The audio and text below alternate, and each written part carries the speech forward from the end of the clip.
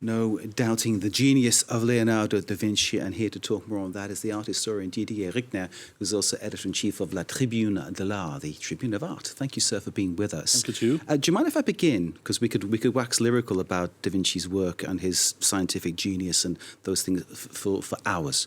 But what is interesting, I think, from my perspective, is that France and Italy are currently head-to-head about actually who has the right to say Da Vinci's ours and the works should be in our country? What's going on here? I think it's a silly dispute. It's only, I think, because of Italy is becoming populist, and it was a sub-minister who told we own Leonardo da Vinci, but Leonardo da Vinci is mainly European. He's an Italian. There is no doubt about it. But he died in France, and we have many paintings of him because he left them to François Ier when he died in Amboise. So Italy and France have always been, nearly always, because not friends, so we are friends. And long may that be the case, But there's no parallel between for instance, the artifacts being returned to certain African states. No, not There's at all. No parallel in that at all. As you say, because the painting was bequeathed by Da Vinci to the French throne. You have always people who say La Gioconda must come back to Mona Lisa must come back to Italy, but it's silly because it belongs to France. It was bought by François Ier and was left in France by Leonardo da Vinci. So there is no point of discussion.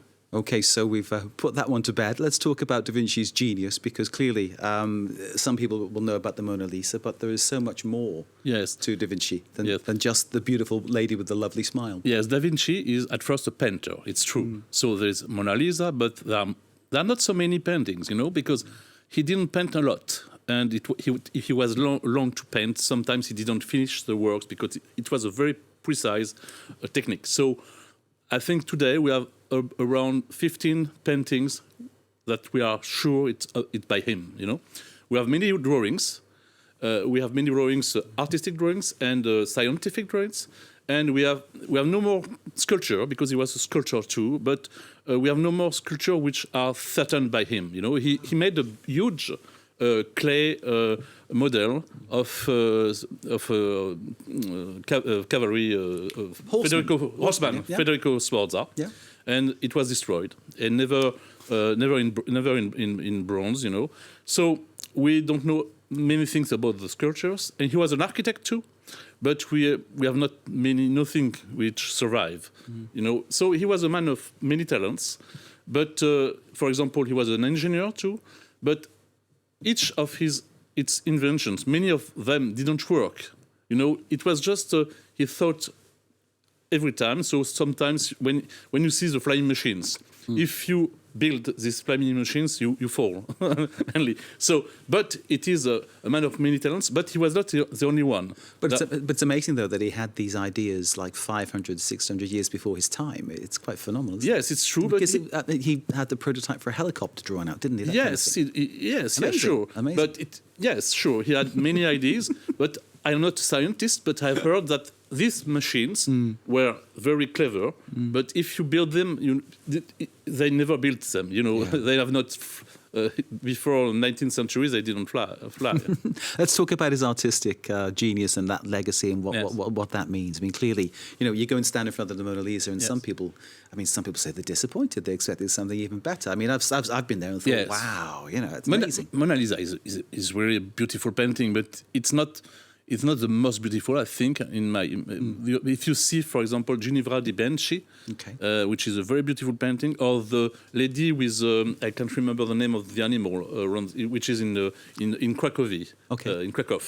And there are many beautiful paintings, but he's a great painter. He has a great technique, but he's not the only great painter in the world in the history of art. So we must talk about Leonardo, but he is not the only one. There is some kind of sanctification of Leonardo. I don't think it's a good way to see it.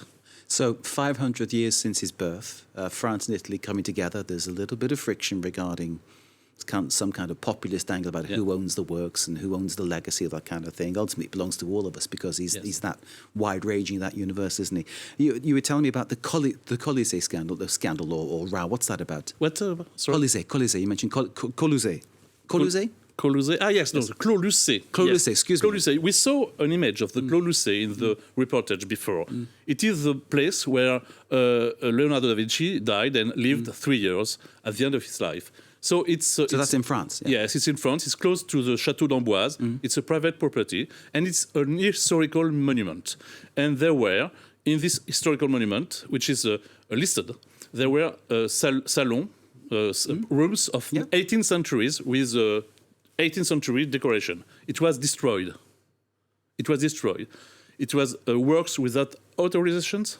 It was destroyed. So destruction of historical monument. Who did that? The owner did that.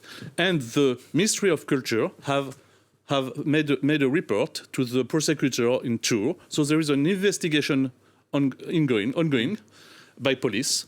And today, the French president and the French Ministry of Culture went to lunch with the owner who did this. I think it's not quite a good signal to all the lover of heritage lover, mainly the one who signed, the letter for Notre Dame, because the French president wants to put aside all the laws about heritage protection, and he goes to lunch with somebody who did this and was out of law.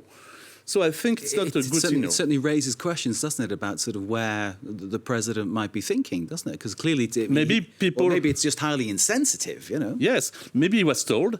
I know the Élysée was aware of this because they were aware because I phoned to them before, and Ministry of Culture was aware of this. So I do not understand why they did this. I don't understand.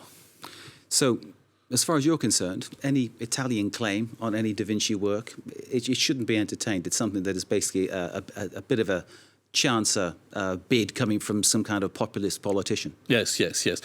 France and Italy are friends, have always been friends. And long may that last. Sorry? And long may that last. Yes, I hope so. I go to Italy every year, and when you go to Italy, it's so beautiful. So I love Italy and Italians. I go for the rugby, but maybe I start going for the art as well. In terms of what Da Vinci means for students of art today, is he really someone who is inspiring people as he should? Because clearly what you're telling us about... Historian of art students or art students? Both.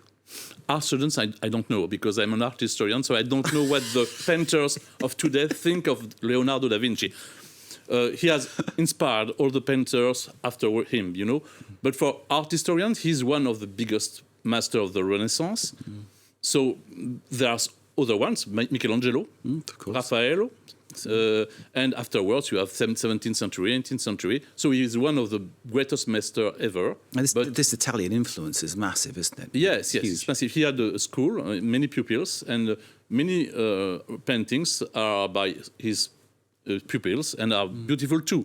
But he had a technique. What is the main characteristic of Leonardo da Vinci? He has a very precise technique, very sfumato. It's very difficult to reproduce. I read about it. This is putting like layer upon layer, very fine layers of paint to create that sort of misty effect. Yes, it's very difficult to reproduce, and it's very difficult to restore because if you clean too much, it can be dangerous. Can you imagine trying to? They do this, It must take longer than it took to paint it to restore it. Yes, probably.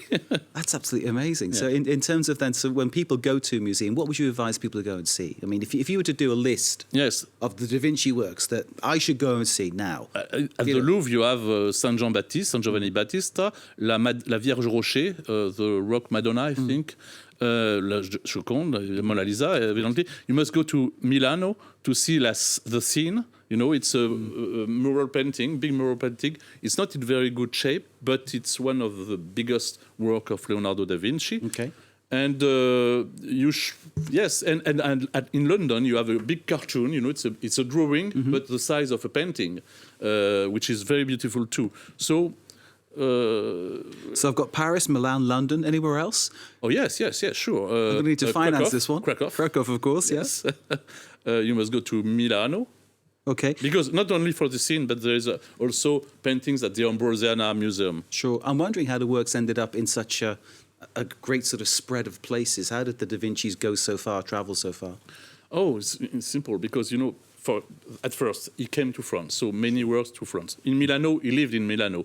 In Firenze, too, in Rome, because the Pope bought Leonardo da Vinci. So at the Vatican Museum, you have Adoration of the Mages. Of course. And afterwards, you know, it's buy and sold to Charles the King of England. And, you know, the works of art, they go everywhere. When you buy it, you sell it. And so you can find them even in the States, in the United States or elsewhere. Okay, so I'll make my Da Vinci travel log quite an interesting trail. Thank you. Didier Rykner, art historian and editor-in-chief of La Tribune de l'Art. Thank you very much for your explanation and contextualization of this 500th birthday of Leonardo da Vinci and the spat between France and Italy, which I think Didier has quite rightly put in a little box and say, let's forget about that and talk about the beauty of what Da Vinci was able to do. Thank you so very much for joining us. Great to meet you and great to have you on the programme.